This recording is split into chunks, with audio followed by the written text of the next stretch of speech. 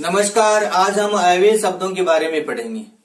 अव्यय वे शब्द होते हैं जिनके रूप में परिवर्तन नहीं होता। रूप में परिवर्तन नहीं होने के कारण उन्हें अविकारी शब्द भी कहा जाता है। यानी वे शब्द जिन पर लिंग, वचन, विभक्ति, काल, कारक आदि का कोई प्रभाव नहीं पड़ता, उन्हें अव्यय शब्द कहा जाता है। तो पढ़ते हैं अव्यय शब्दों के बारे में विस्तार से। अव्यय, अ धन व्यय दो शब्दों की मेल से बना है ये शब्द। नहीं को या नकारात्मकता का बोध कराता है। नहीं वे खर्च या रूप परिवर्तन, परिवर्तन कहते हैं। यानी जिनमें परिवर्तन नहीं होता, यानी वे शब्द जिनमें परिवर्तन नहीं होता, जो सदा समान रहते हैं, उन्हें क्या कहा जाता है? अव्यय शब्द कहा जाता है। दूसरे इनके लिए जो शब्द प्रयुक्त होता है वो है अविकारी।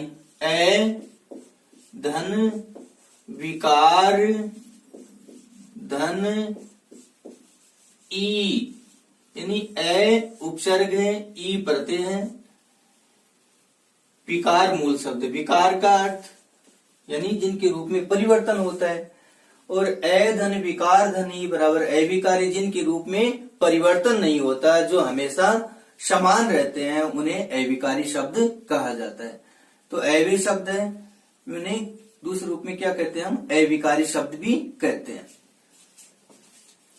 परिभाषित रूप में ऐसा कहा जा सकता है, वे शब्द जिन पर लिंग, वचन, काल, कारक, विभक्ति आदि का कोई प्रभाव नहीं पड़ता है, जो सदा समान स्थिति में रहते हैं, उन्हें अविकारी या अव्यय शब्द कहा जाता है। यानी उन्हें या तो अविकारी कह सकते हैं या हम अव्यय शब्द कह सकते हैं।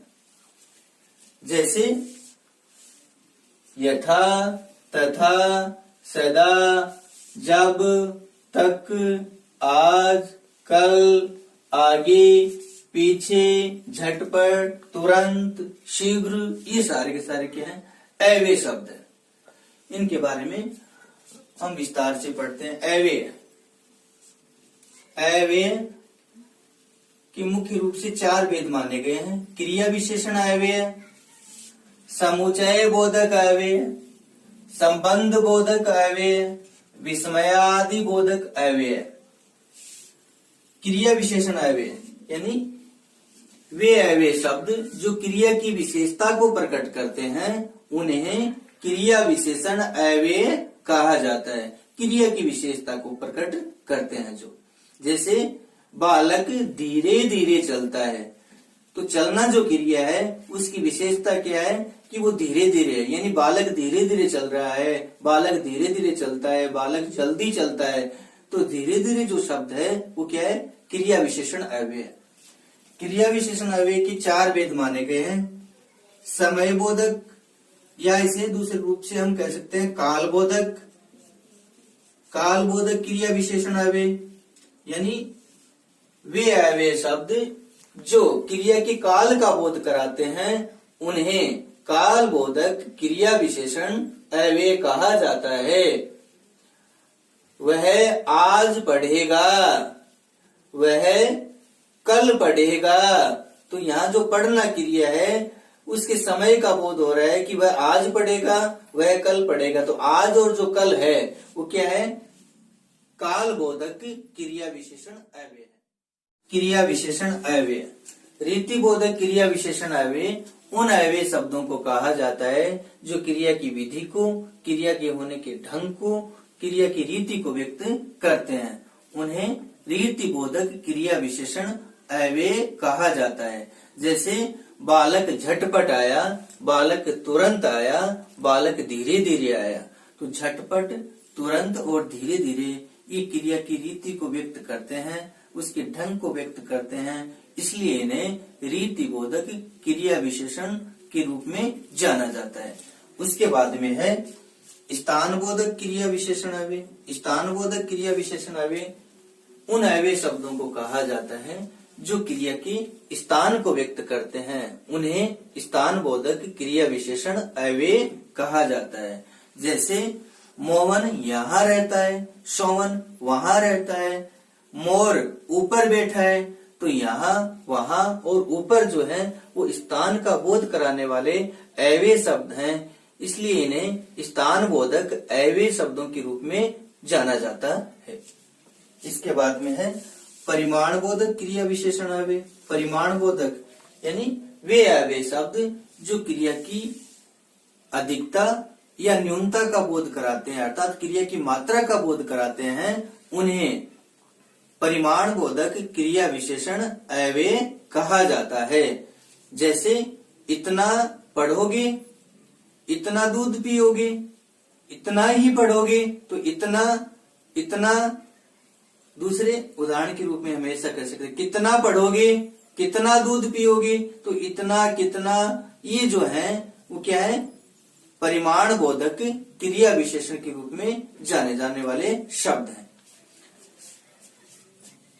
क्रिया विशेषण अव्यय को हम मुख्य रूप से कितने भागों में विभाजित करते हैं? 4 भागों में, समय, रीति, स्थान और परिमाण के रूप में। समुच्चय बोधक अव्यय उन अव्यय शब्दों को कहा जाता है जो अव्यय शब्द 2 वाक्यों को, 2 वाक्यांशों को या 2 शब्दों को जोड़ने का बोध कराते हैं, उन्हें समुच्चय बोधक अव्यय शब्द कहा जाता है।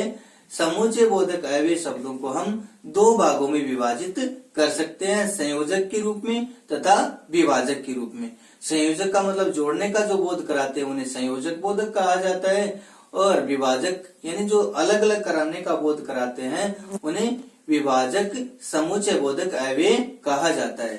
तो सामान्यतः हम इन्हें 2 भागों में विभाजित कर सकते हैं, किस रूप में? संयोजक के रूप में और विभाजक के रूप में। जो, सो, और ये अव्यय शब्द संयोजक के रूप में जाने जाते हैं। विभाजक जैसे लेकिन, किंतु, परंतु। उदाहरण स्वरूप जैसे जो पढ़ेगा सो पास होगा, तो जो और सो किसके अंतर्गत आ गए? संयोजक के रूप में आ गए। इसी प्रकार राम और श्याम पढ़ते हैं, तो और जो है वो संयोजक समुच्चय बोधक अव्यय के रूप में जाना जाता है। विभाजक के रूप में हम ऐसा कह सकते हैं कि राम पढ़ता है लेकिन सोमन सोता है, लेकिन जो है वो विभाजक का बोध कराने वाला अव्यय शब्द है। इसके बाद में संबंध बोधक अव्यय। संबंध बोधक अव्यय उन अव्यय शब्दों को कहा जाता है जो अव्यय शब्द संज्ञा तथा सर्वनाम का वाक्य के अन्य शब्दों के साथ में संबंध प्रकट करते हैं, संबंध का बोध कराते हैं, उन्हें संबंध बोधक अव्यय कहा जाता है। परसर्ग के आधार पर इन्हें हम 2 भागों में विभाजित कर सकते हैं, परसर्ग युक्त और परसर्ग रहित। परसर्ग युक्त अव्यय किन्हें कहा जाता है? जो कारक चिन्ह से युक्त अव्यय होते हैं उन्हें परसर्ग युक्त अव्यय कहा जाता है। जैसे के मारे, के बिना,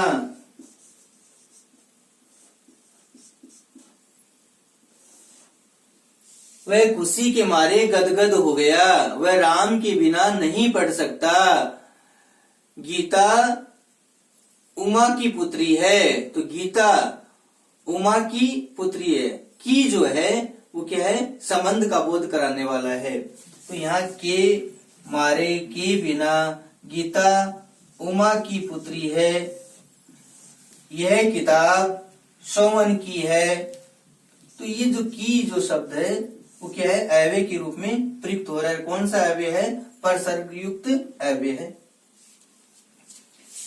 फिर है परसर्ग रहित अव्यय, यानी वे अव्यय शब्द जो परसर्ग के बिना प्रयुक्त होते हैं, परसर्ग रहित अव्यय कहलाते हैं। जैसे भीष्म पितामह है आजीवन ब्रह्मचारी थे। तो जो आजीवन शब्द है वो क्या है? अव्यय शब्द है, लेकिन परसर्ग रहित संबंध बोधक अव्यय के अंतर्गत ये आता है। मोहन आजन्म यहाँ रहता है, आजन्म यानी जन्म से यहाँ रहता है, तो ये अव्यय भाव समास की उदाहरण है और इनके साथ में परसर्ग का प्रयोग नहीं होता, इसलिए परसर्ग रहित क्या है? संबंध बोधक अव्यय कहलाते हैं।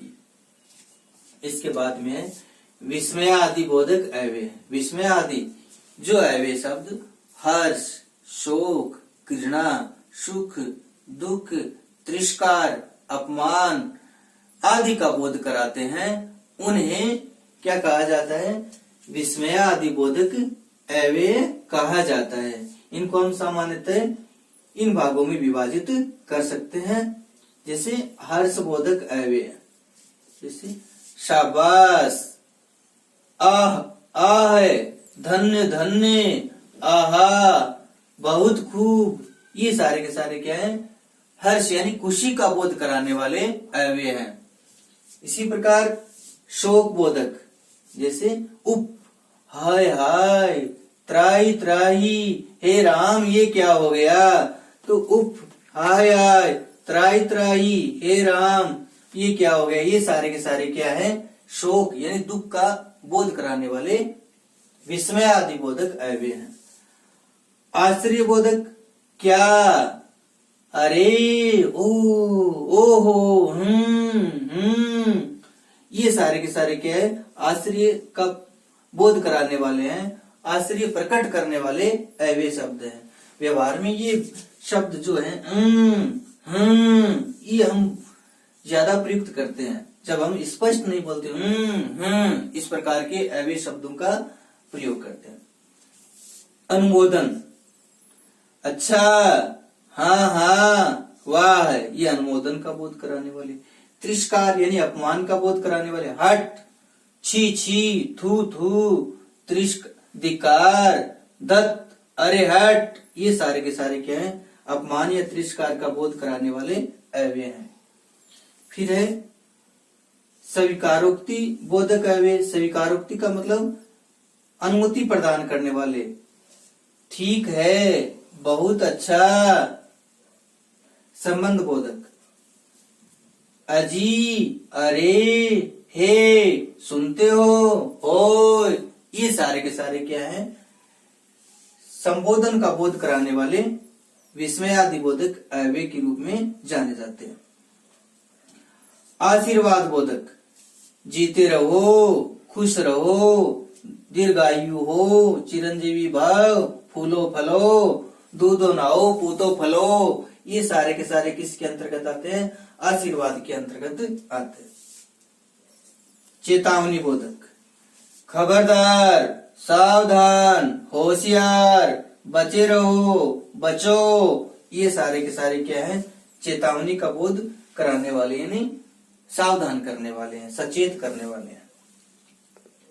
भय बोधक अव्यय, भय का बोध कराने वाले। बाप रे, हाय, अरे ये क्या हुआ? तो ये क्या है?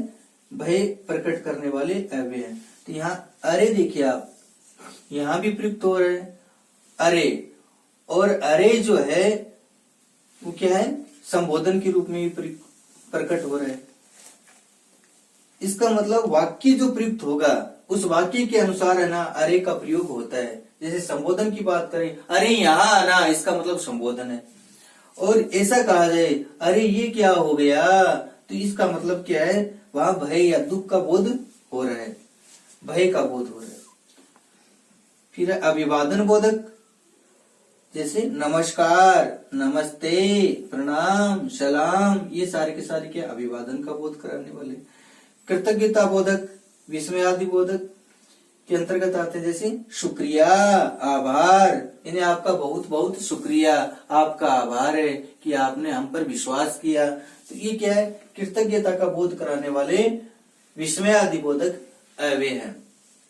आज हमने जो अव्यय शब्द हैं उनके भेद के बारे में जाना। कुछ भेद हैं विद्वानों ने जो भिन्न रूप में मानते हैं उनके बारे में भी हम पर चर्चा करेंगे। जैसे नकारात्मक और स्वीकारात्मक काव्य, यानी जो नकारात्मकता का बोध कराते हैं और जो स्वीकारोक्ति का बोध कराते हैं, तो सकारात्मक काव्य और नकारात्मक काव्य के रूप में हम उन्हें पढ़ेंगे। कुछ काव्य जो निपात का बोध कराने वाले हैं, यानी निपात कहलाते हैं, उन काव्यों को